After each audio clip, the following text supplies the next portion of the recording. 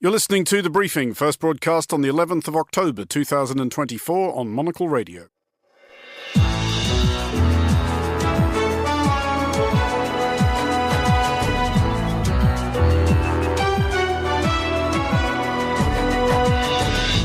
Hello and welcome to The Briefing, coming to you live from Studio 1 here at Midori House in London. I'm Andrew Muller. Coming up on today's programme.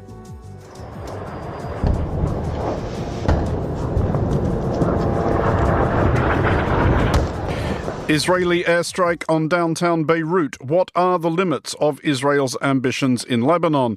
Also ahead, Ukraine's President Volodymyr Zelensky winds up his whistle-stop tour of Europe in Berlin. Later in the show, we'll check in with Monocle's Quality of Life conference in Istanbul and wrap up the headlines across Asia and we'll be looking at the Nobel Prize winners that have been announced this week, including, of course, the tensely anticipated Peace Prize, which was announced 2 hours ago. That's all coming up right here on The Briefing on Monocle Radio.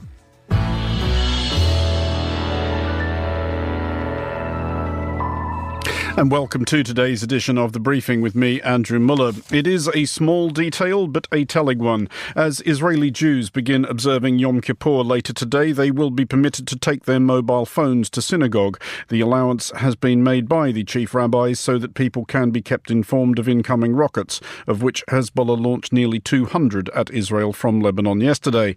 In the opposite direction last night, Israeli airstrikes on downtown Beirut killed at least 22 people and injured more than 100.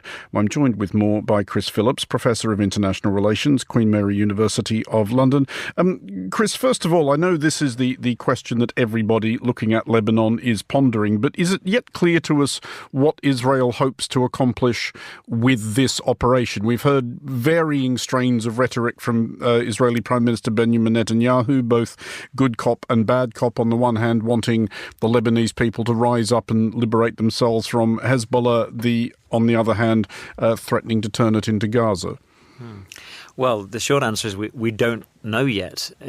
The operation was initially launched with the stated objective of making it safe for evacuated Israelis from northern Israel to be able to return to their homes, with the intended goal of removing Hezbollah's capacity for launching missiles into northern Israel. Evidently, that hasn't happened yet, as you mentioned at the top of your introduction, with 200 rockets being fired in the last 24 hours. But what appears to be happening is Israel is emboldened by the successes it's had against Hezbollah in the first few weeks of this conflict, and it seems to be moving beyond just trying to take out its material capacity to try to take out large parts of its leadership, with the idea of properly decapitating the organisation. We already saw that with the assassination of Hassan Nasrallah a few weeks ago.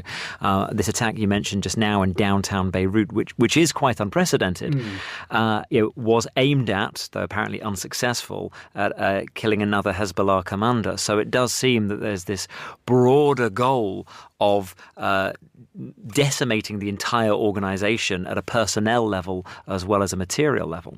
Is Hezbollah actually destructible, though, in the way that Israel would like it to be? I mean, you're quite right to point out that they have been targeted massively and, from Israel's point of view, successfully in recent weeks. Its long-serving Secretary General Hassan Nasrallah is dead. Quite a lot of its senior command are dead, and quite a lot of what I guess we might think of as its officer and NCO corps have been either killed or incapacitated by exploding pages. I mean, Israel, you could understand, would be thinking at this moment, well, if not now, then when? Yes, it's an interesting question, and history would suggest, no, it's not destroyable in that sense, in the sense that it's a resistance ideology, and for every commander that you kill, there's another one or two willing to take their place. We've already seen this with Hamas in Gaza. The stated goal was to destroy Hamas. A huge amount of destruction has taken place. A lot of Hamas's fighters and killers have been killed, but they still exist as an organisation after a year of war. One must presume that the same will be the case with Hezbollah. You can give them a severe haircut as such, a severe impediment to their ability to wage war against Israel, but destroying them as an organisation seems implausible given what we've seen in the past. Well, they certainly, on the strength of yesterday's rocket barrage, haven't been destroyed yet, but to the extent that it's possible to tell, because it's not entirely clear who is now giving the orders in that organisation. We can probably assume that it is Deputy Secretary General Naim Qassem, who is reportedly still with us. But what would be the strategic objective of that from Hezbollah's point of view? Because they would understand by this point, especially right now, that anything they fire at Israel is going to come back with interest. Yes, but there's a huge amount about their internal legitimacy as well. You know, they speak for the Shia community within Lebanon. They claim to be this, I suppose, internationally recognized resistance organization that are resisting Israel and resisting the West. Just staying in the field will be portrayed by them as a victory. So to continue to fire rockets, no matter how few, even if a lot are fired back in response by Israel, will be utilised by the Hezbollah leadership to be able to say to their constituents or their supporters as such, look, we are still alive despite all these setbacks, despite this enormous military attack from Israel. We're still there, we're still resisting against the occupier. That's the message they'll be trying to get out. Is it reasonable to assume, if we examine this from Israel's perspective, that one reason why they might be stepping up operations against Hezbollah is to prepare the ground for the still anticipated retaliation against Iran for the recent attempted missile barrage Iran launched against Israel? Because Israel's thinking, or at least I'm thinking that Israel's thinking might be that if Hamas and Hezbollah are neutralised, that significantly reduces Iran's options for any further escalation. I think that's certainly the logic in the long term when it comes to Hezbollah, and that evidently Israel perhaps was surprised, I don't know, at the extent of their intelligence superiority on Hezbollah and their ability, via the pager attacks and the assassination of Hassan Nasrallah, were able to do far more damage to Hezbollah than perhaps they'd done in the past, and thought to take the opportunity to actually really take out the organisation, at least as best as they can, recognising that it really weakens Iran's ability to have effectively a knife to Israel's throat by attacking it in close proximity to the north.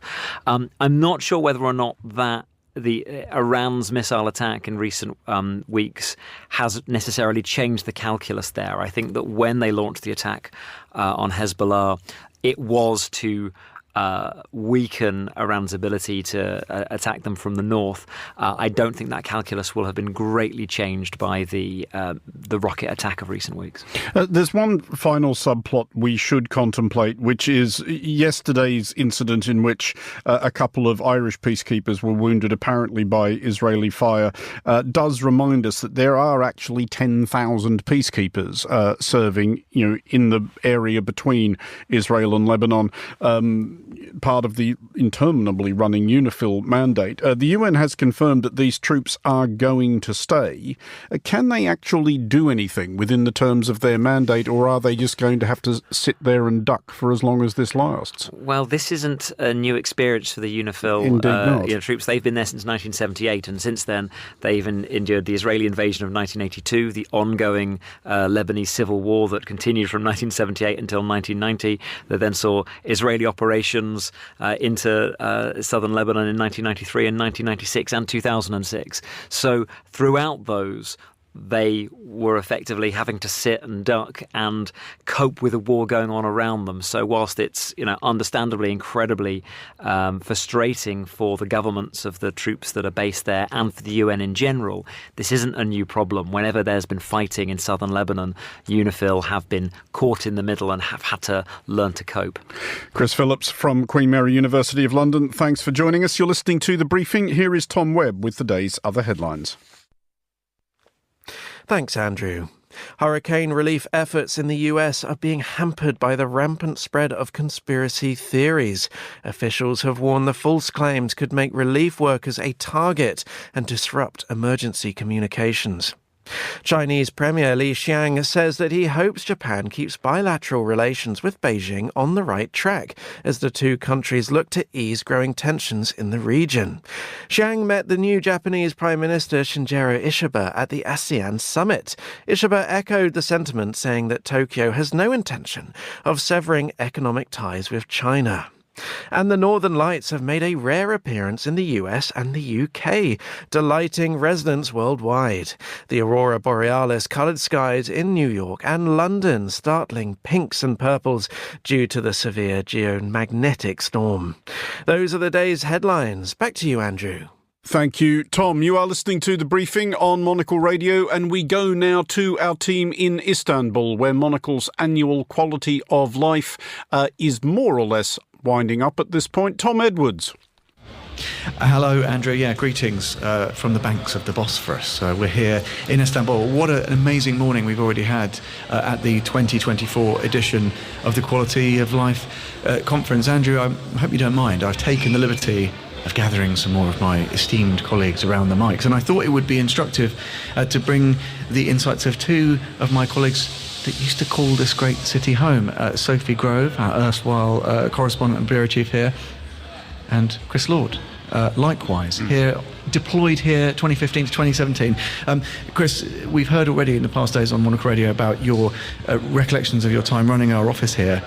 Reflect on this morning already. Some wonderful panels. Any standouts that you'd like to mention? So, Tom, I was moderating a panel between two very, very interesting diplomats, people with a long history of bringing conflicts to resolution, going into very, very sticky conflict situations and trying to bring all those people to the table. And we had, first of all, the ambassador from Switzerland, Mr. Guillaume Choureau, and also, of course, Jana Talas, the CEO of the Marta Artasari Peace Foundation.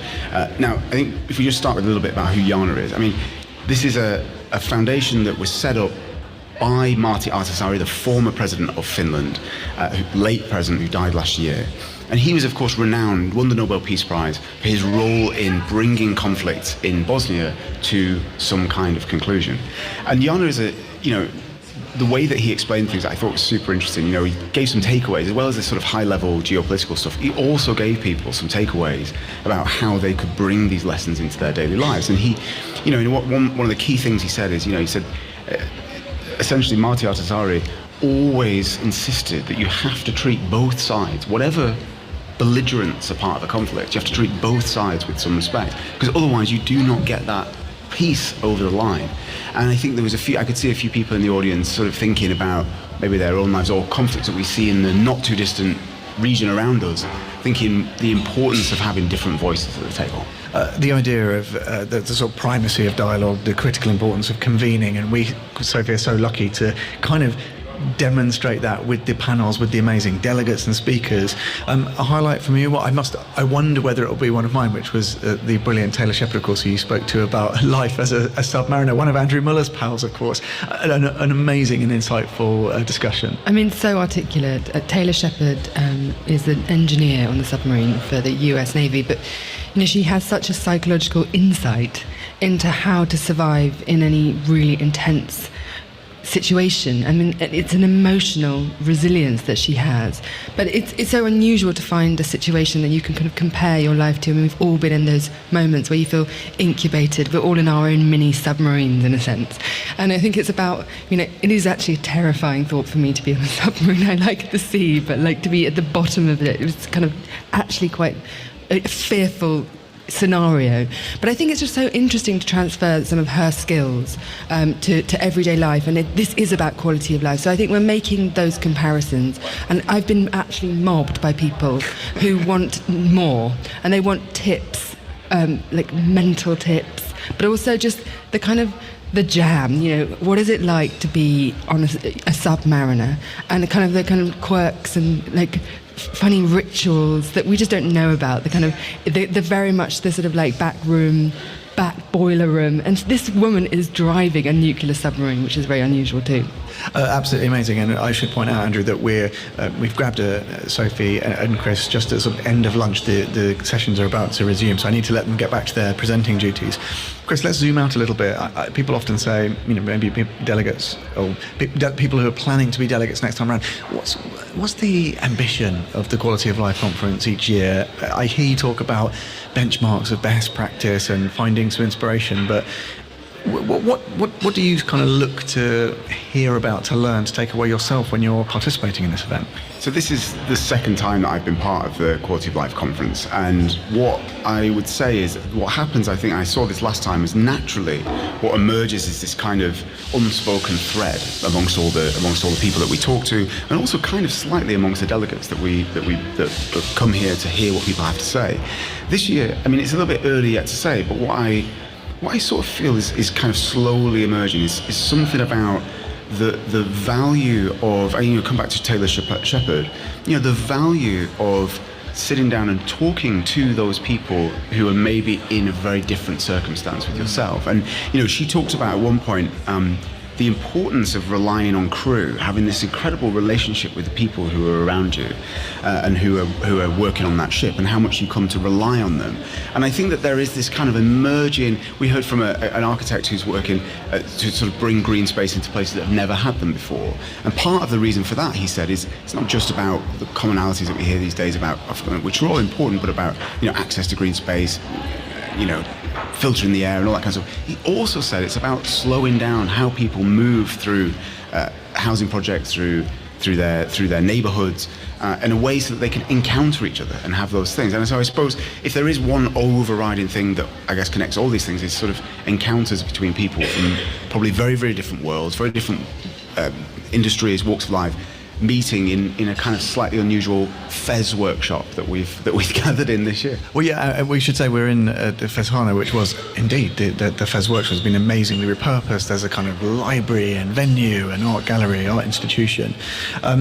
Sophie, let me just ask you a little bit about what you're most looking forward to this afternoon. We're going to be hearing about all other different kinds of disciplines. We're going to be talking culture, great television, writing about this amazing city. Hospitality is going to be in sharp focus. We've got some amazing brands. Anything on your sort of hit list that you must not miss? Well, I just spotted the founders of Nakiye, which is an amazing brand that we featured in Confect. But I feel very passionate about the craft that is here in Istanbul. You go to the Grand Bazaar and you go into the Hans. There's this incredible artisan, this hive of activity. But Nakiye is inspired in part by the first female whirling dervish, who's a relative of the co-founders who are sisters. And this woman is just the kind of like this wonderful poetic kind of muse for the whole brand. And I just like to imagine her whirling, this kind of lovely image. And I think it was a bit of a boys' club, and maybe still is. So she did well. It sounds a bit, for some reason I'm thinking of my grams. I should say, Andrew, before we throw it back to you in London to carry on with the briefing, talking about great crews on these subs, we've also got a great crew here behind the mic, Sam and Hass helping us to keep the Monocle Radio show on the road. But it's our moment, it's calling, we've got to get back into the conference. So Andrew, back to you in London. Sophie, Tom and Chris in Istanbul at Monocle's Quality of Life conference. Thanks for joining us. You're listening to The Briefing.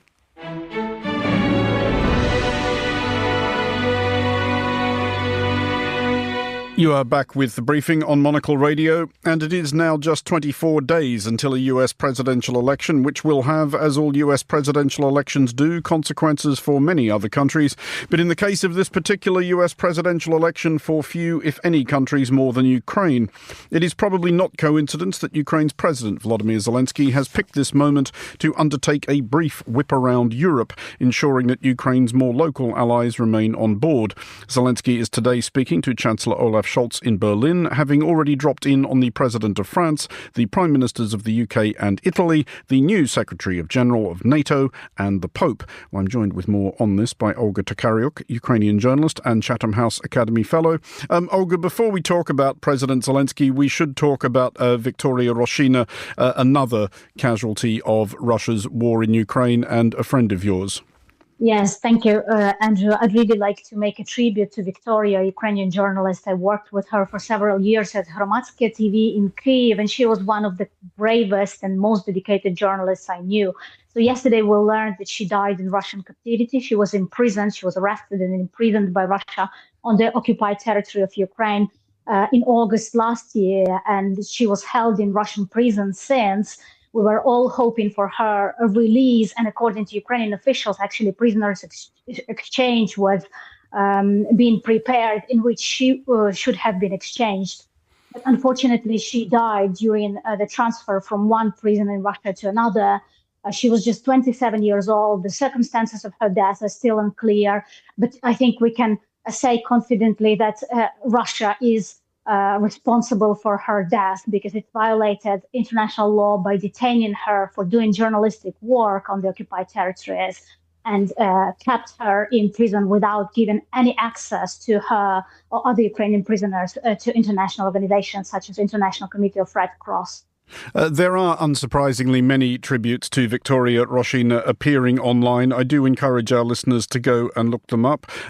We should talk now about what President Zelensky has been up to. He is presenting a peace plan to these people he's meeting. Do we know what that actually consists of at the moment? We know, obviously, what Ukraine's ideal outcome is, which is that Russia packs up and goes home behind its 1991 borders. But are there any nuances beyond that in what Zelensky is shopping around Europe? So one of the topics of Zelensky's meeting today with Pope Francis in Vatican was actually this discussion about Ukrainian prisoners in Russian captivity. He wants Pope and the Vatican to play a greater role in facilitating those exchanges.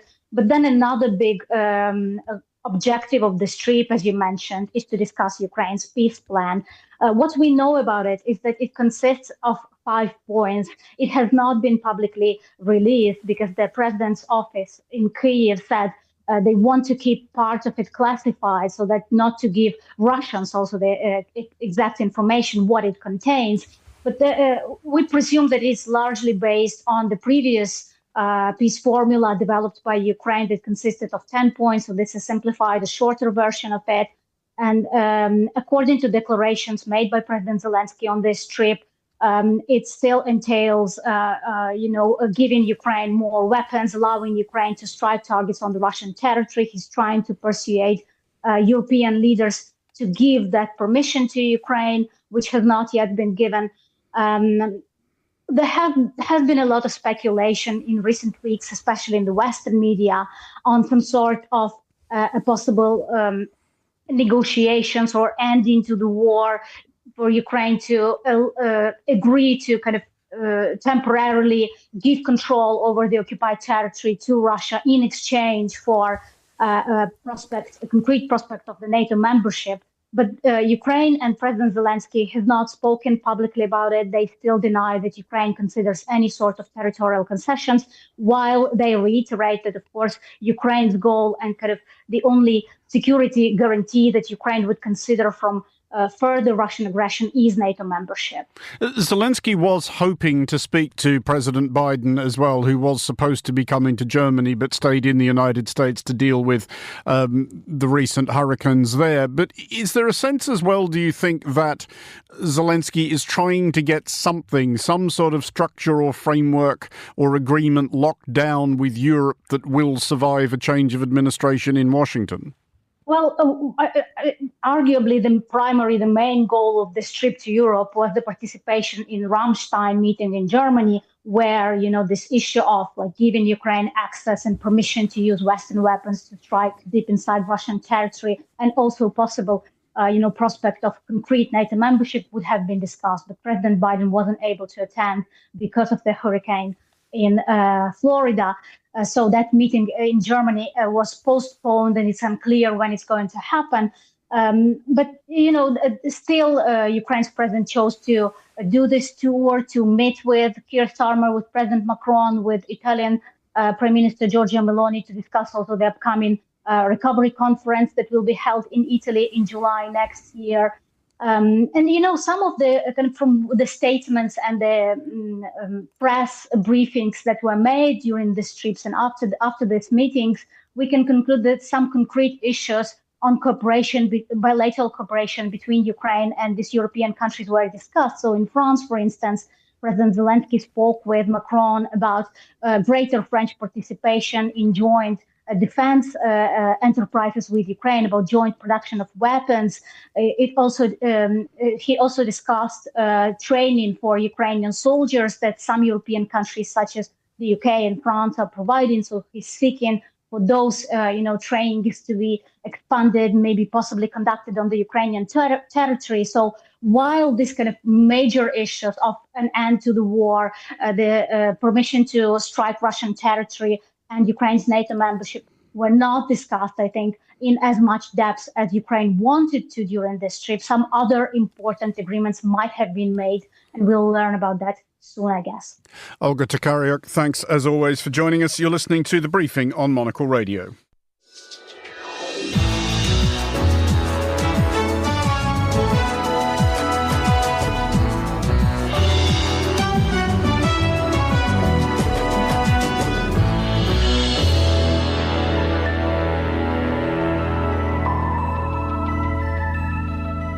You are listening to The Briefing on Monocle Radio. Time now to take a look at what is making headlines across Asia. I'm joined by Erin Cook, Jakarta-based journalist and author of Dari Mulut ke Mulut, a newsletter about Southeast Asia.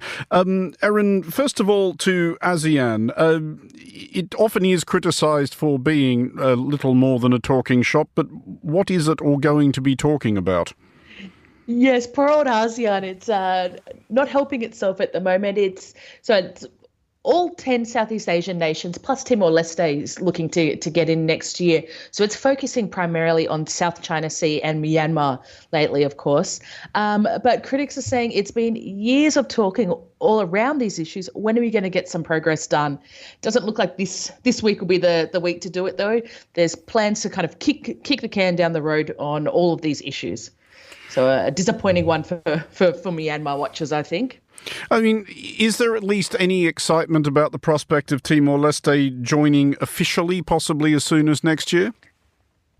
Absolutely around that. This has been talked about for years and years. Malaysia has just taken over as chairman for next year. And Prime Minister Anwar Ibrahim met with President Shanana Gusmao ahead of the summit on Wednesday. Those two sat down, had a great chat, and I think Malaysia is going to be the one that really gets it across the line. Timor's been talked about for years, but it just needs that little extra push, and I think Anwar Ibrahim is the man that wants to do it. We should look also with due trepidation at Rodrigo Duterte, the somewhat combustible former president of the Philippines. Not for him a quiet retirement. No, which is odd because he, in recent photos, hasn't been looking the most healthy of things. He nominations have just closed for next year's midterm elections, which include an enormous round of regional elections. He's nominated to return to his old post as mayor of Davao City, where he or his family members have held it for almost 40 years now. And that is where, very, very scarily, he started out with his very bloody, very ineffective war on drugs campaign. So there are still questions on human rights abuses to be answered both in Manila and in Davao City. So why he wants to go back and not just, spend the last years of his retirement enjoying himself down there in Davao, he wants to get back to the office. He hasn't really told voters why, but I think he might be missing the limelight a little bit. I mean, just on the subject of his voters and just finally on this, does he still have many? Is there still a fervent pro-Duterte constituency? Because for all that his brutal war on drugs and the people who traffic them was controversial and debatably effective, people did seem kind of fond of it.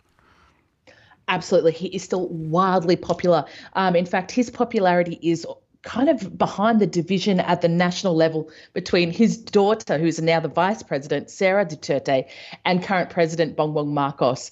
So I wouldn't be surprised if in the long run it turns out that this run for mayor again might just be to get under the president's skin a little bit. He is very, very popular, especially down south. So whether he puts the effort in campaigning or not, I wouldn't be surprised to see him returned really easily. Erin Cook in Jakarta, author of Dari Mulut ke Mulut, thank you for joining us.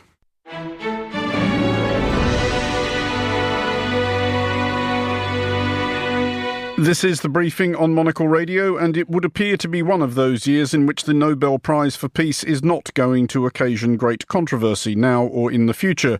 Indeed, it is one of those ones where the reasonable observer can think it's kind of weird that the recipient hasn't won it before. The 2024 Nobel Peace Laureate is Nihon Hidankyo, the Japanese organisation founded in 1956 to represent survivors of the atomic bombings of Hiroshima and Nagasaki and campaigns for the abolition of nuclear weapons. Well, joining me now from Monocle's Nobel Prize desk is Gunnar Gronlid, who is Norwegian and everything. Gunnar, do we get the impression this year that the Nobel Peace Committee, which is Norwegian, were trying to be uncontroversial? Because no one's going to argue with this one, are they? They're definitely not. I mean, if they were trying to be uncontroversial, they definitely picked the right one. And I think that's definitely the case, because if you look at a lot of the favourites that were sort of runner-ups for this year's prize, I mean, you had people mentioned like Zelensky, you had Alexei Navalny, the Russian dissident who died earlier this year.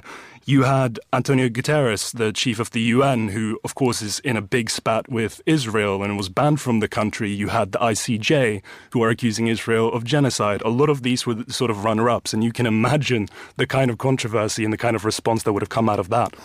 At this particular time, I don't think there was any better choice, really. So, on the subject of this particular time, why did the Nobel Peace Committee say that this was the year for this organisation, which, you know, could have won at any year of nearly the last 70?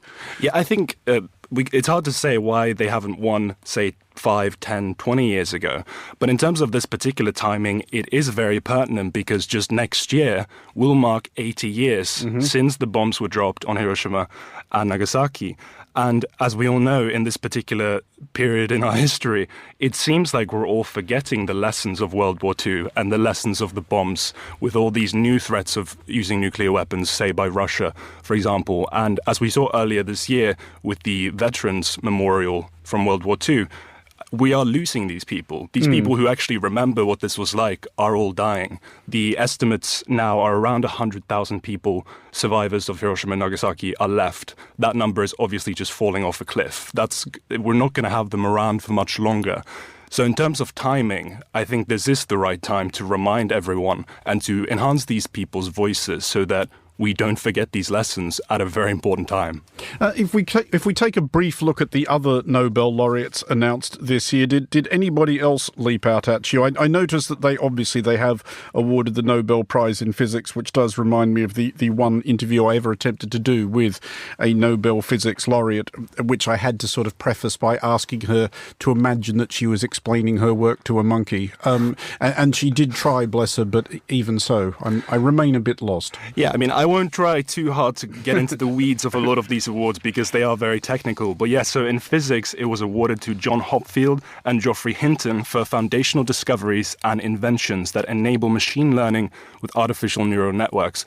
These guys basically laid the foundations for what we're seeing now with, say, ChatGPT, all these artificial intelligence models. But it's also been essential for decades in machine learning. It's used for facial recognition. It's used for scanning medical images and finding diseases. It's been used for a very, very long time. I'll just also point out that Geoffrey Hinton, he actually quit his job at Google last year in order to sort of warn the world that, yes, I invented this. I don't regret it necessarily, but this could cause great harm to humanity. So maybe not a Peace Prize particular thing, but as far as physics goes, it's probably well warranted. We should talk briefly about the Nobel Prize for Literature as well, which I know has occasioned great excitement in South Korea and not unreasonably, because this is also one of the awards there's often a row about as well. Oh, absolutely. I mean, literature, of course, ends up being super subjective. People are going to argue endlessly about who should win it, but I think this one sounds well deserved. It went to South Korean author Han Kang for her intense poetic prose that confronts historical traumas and exposes the fragility of human life. She's particularly well known for her novel, the 2007 novel The Vegetarian, which won an International Booker Prize in 2016. The committee said, her work really confronts historical traumas in South Korea. It looks at the patriarchy, sort of the fragility of human life. She's the first South Korean author to ever win, and she's the 18th woman to win the prize. And I was looking at at the news earlier, and a lot of the Korean online bookstores are all basically crashing because everyone is flocking to buy her books now. So, but yeah, it seems like a well-deserved win. Gunnar Gronlid on Monocle's Nobel Prize desk. Thank you for joining us. That is all for this edition of The Briefing. It was produced by Anita Riota. Our researcher was George Ruskin, and our studio manager was Lily Austin. The Briefing returns on Monday at the same time, midday UK. I'm Andrew Muller. Thanks for listening.